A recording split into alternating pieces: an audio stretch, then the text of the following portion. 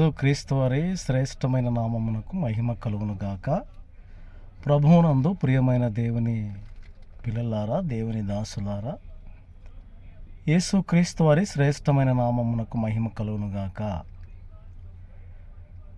దేవుని వాక్యము రోమీయులకు రాసిన పత్రిక 6వ అధ్యాయము 4-5 వచనాల్లో మనము బాప్తిస్మం తీసుకొనుట వలన పాతవి లేక పాపమును పాతిపెట్టుట అని అక్కడ వ్రాయబడి ఉంటుంది. ఏం పాతిపెట్టాలి అంటే పాపమును. ఇదే మాట ఎఫెసీ పత్రికలో, కొలస్సీ పత్రిక 2:12లో కూడా రాయబడి ఉంటుంది. మనము పాత జీవితాన్ని పాతిపెట్టాలి. బాప్తిసం తీసుకునే ముందు అందరూ అంటారు, పాపాలు విడిచిపెట్టాలి బాబు అంటే ఓకే అని తలకాయ ఊపుతారు. రెండవది, ఏది అడిగినా దానికి జవాబు ఇస్తూ ఉంటారు. అయితే ఇక్కడ మనం గమనించాల్సింది ఏంటంటే, బాప్తిసం తీసుకున్నప్పుడు బాగానే ఉంటారు, ఆ తర్వాత అసలు కథ స్టార్ట్ అవుతుంది. అందుకనే పిల్లల దేవుని గ్రంథంలో రాయబడి ఉంది, పాతది పాతి పెట్టబడాలి.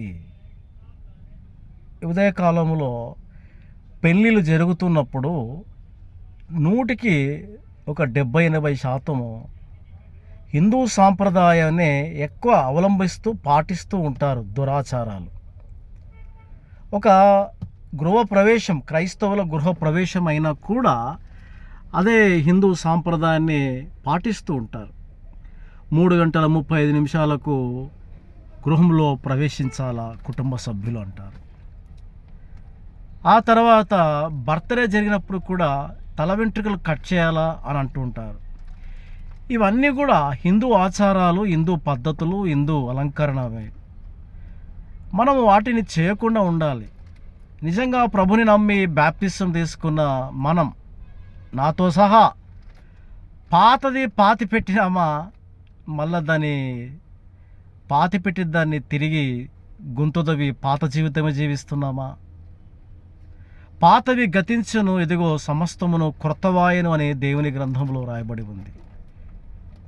ప్రియులారా, దేవుని దాసులారా, విశ్వాసులారా, దేవుని సేవకులు కూడా చాలామంది పేర్లు సుబ్బన్న, వెంకటన్న, పెంటన్న, చంటన్న ఇలాంటి పేర్లు ఉంటాయి.